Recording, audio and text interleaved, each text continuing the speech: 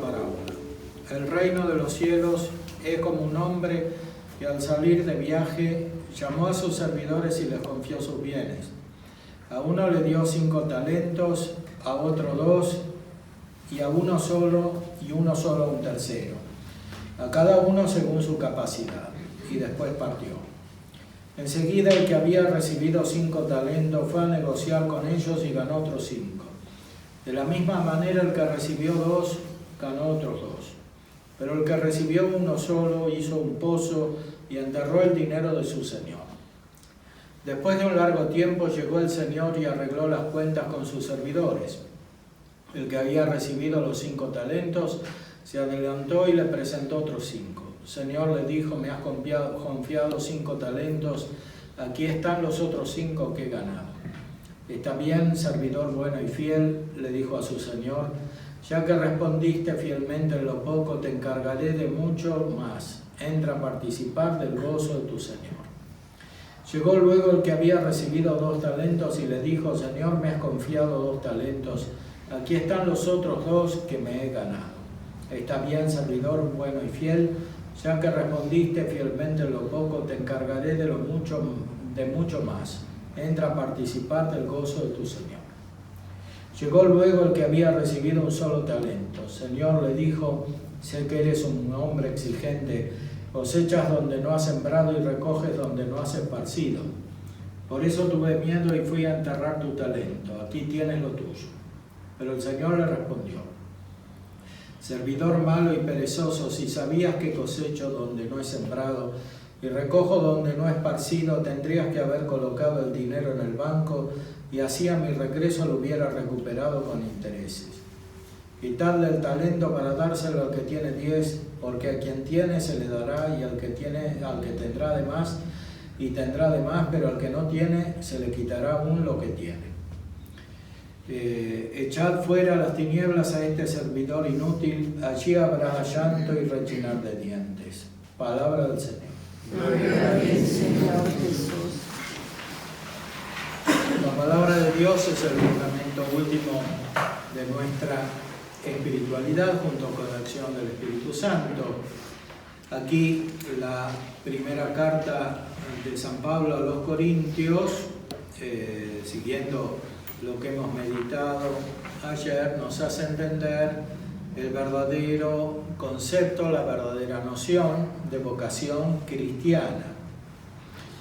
Nos exhorta que tengamos en cuenta quiénes son los que han sido llamados, es decir, aquellos a los cuales está dirigida la vocación. La vocación es la llamada divina.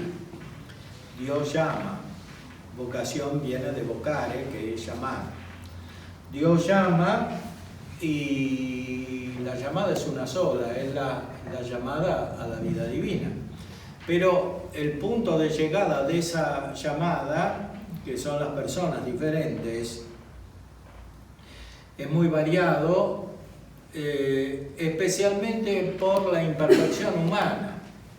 Aquí dice San Pablo que los que son llamados no son personas muy desarrolladas humanamente, no son muchos sabios, ni muchos poderosos, ni muchos nobles o aristócratas. Es gente común, más aún, mucha gente ignorante y otra gente servil que no manda. Y sin embargo, son llamados. Son llamados a una vocación que excede todo lo humano y se manifiesta en esta desproporción. Si fuera una vocación humana, sería un llamado humano a algo proporcionado. Entonces, a una perfección humana, para tener esa perfección humana hay que tener ciertas condiciones como capacidad intelectual, medios externos. Por eso los antiguos filósofos, Aristóteles decía que había que tener bienes de fortuna para ser filósofo. Hay que tener una cierta condición social para adquirir algunas virtudes básicas, porque Cuando la vida social es muy elemental, es más difícil adquirir esas virtudes. Y sin embargo, el Evangelio está más allá de todo eso. En esto, el Nuevo Testamento es muy claro. Ya los 4 evangelios que narran la llamada de esta gente, que eran los apóstoles, que no era gente muy poderosa, tampoco era gente de un pueblo muy importante. El país más importante era Roma, y estos estaban en una provincia lejana, subordinada a Roma, que era donde estaba el centro político, la organización jurídica, el desarrollo intelectual, que lo habían tomado de los griegos, pero lo habían incorporado. Tenían un orden, tenían un sistema social elaborado, y estos apóstoles no pertenecían a nada de eso, y tampoco los primeros cristianos. Y sin embargo, Dios llama y recibe la llamada. Y así, espiritualmente, místicamente, somos nosotros, no importa la condición en la cual estemos. Claro, nosotros tenemos una ventaja, que hemos sido llamados después de la venida de Cristo. Estos han sido llamados antes. Los apóstoles han sido llamados cuando no se conocía a Cristo. Él justamente es el que viene en persona divina a llamarlos. Y lo mismo los primeros cristianos, no conocían a Cristo. Escuchan el mensaje de la predicación.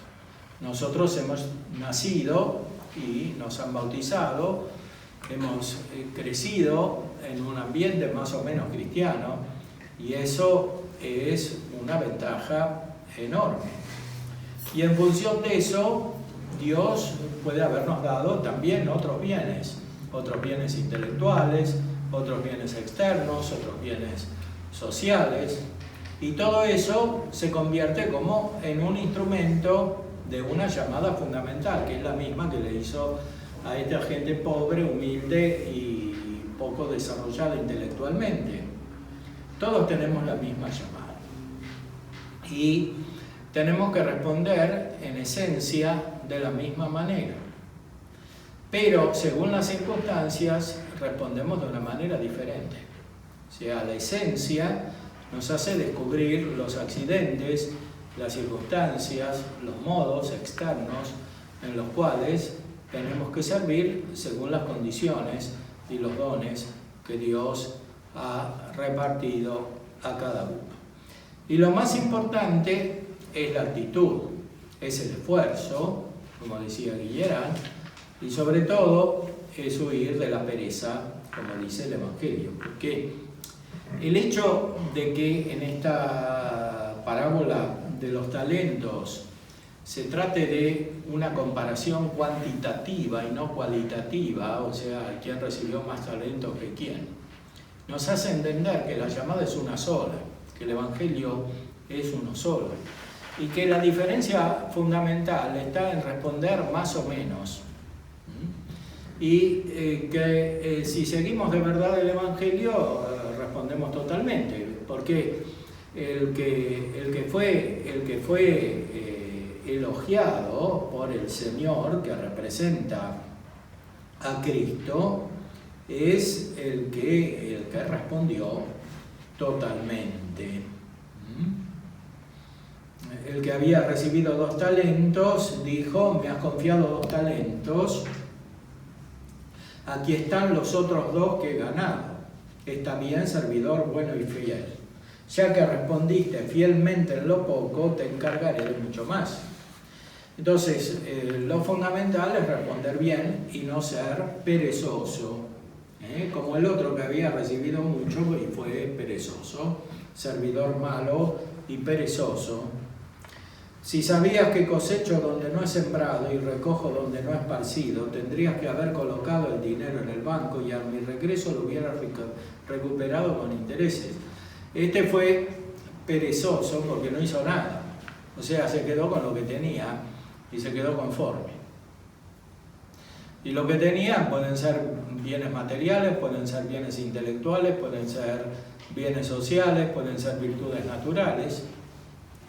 Y uno se queda así y está contento con eso y hace muy mal, porque eso no es el Evangelio. El Evangelio es responder con toda la generosidad. O sea, es seguir la vida divina, que es infinita. Entonces, que repercute en nosotros de una manera infinita. Si le ponemos un término, una cantidad, como hicieron estos de los talentos, que se quedaron con la cantidad que recibieron, entonces respondemos mal, no respondemos. La respuesta es siempre proporcional al infinito y por tanto es desproporcionada. Es esta generosidad, el ánimo y liberalidad que decía San Ignacio. Es la respuesta total, la que nos pide Cristo en el Evangelio, simbolizada de esta manera que esta gente que todavía no tenía la fe firme podía entender. Por eso la palabra de Dios nos exhorta, nos llama a vivir con esa generosidad, que quiere decir dejarnos mover por el Espíritu Santo y estar unidos a Cristo. Dice San Pablo, estamos unidos a Cristo Jesús, que por disposición de Dios se convirtió para nosotros en sabiduría y justicia, en santificación y redención, a fin de que, como está escrito, el que se gloríe en el Señor. Es decir, que tengamos la vida de Cristo. Él mismo dice a los Gálatas, para mí vivir es Cristo y la muerte una ganancia, es lo mismo. Es decir, tener la mente de Cristo, transformar la mente, y eso lo hace el Espíritu Santo. Por eso San Pablo, que tiene mucha conciencia de la vida trinitaria, nos dice también en la carta a los Romanos, el Espíritu Santo es el que obra en nosotros y nos hace decir Padre. Pero es el Espíritu Santo que surge de Cristo y nos hace ser hijos adoptivos, hijos en el Hijo. Es lo que dice aquí. El que se gloría en el Señor. El Señor es Cristo y el Señor es el Padre y el Señor es el Espíritu Santo en San Pablo.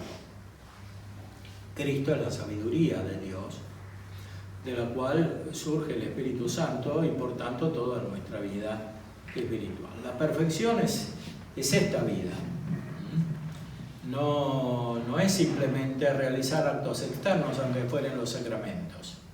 Estos son los medios para algo mucho más profundo, que es el fin de los sacramentos. Claro que no lo recibiremos sin los sacramentos, no lo recibiremos sin la Eucaristía, pero es algo más que esto, es el fin. Es el fin que tenemos que tener siempre presente, que tenemos que contemplar y que tiene que ser el corazón, el alma de nuestra vida. Es algo en lo cual tenemos que vivir. Para mí la vida es Cristo, dice San Pablo. Entonces, el fin es Cristo, es el Padre, es el Espíritu Santo y nosotros vivimos en Él, en ellos, en las tres personas, en Dios, en Él. Vivimos, nos movemos y existimos, dice también San Pablo, citando un autor anterior, un poeta. Por eso, toda nuestra vida es vida mística y la medida de nuestra vida espiritual es infinita y es esta vida mística que es la vida de Dios. Por eso, lo que tenemos que meditar también en este retiro es cómo se transforma nuestra mente, cómo se transforma nuestra vida según la vida de Dios. Eso es lo principal que tenemos que captar, es una experiencia espiritual, es una percepción que tenemos que tener. Y de ahí surgirá todo lo demás. La renovación de nuestro modo de vida, nuestros actos externos, nuestra organización, todo eso es muy bueno, pero tiene que ser una consecuencia de algo principal y central.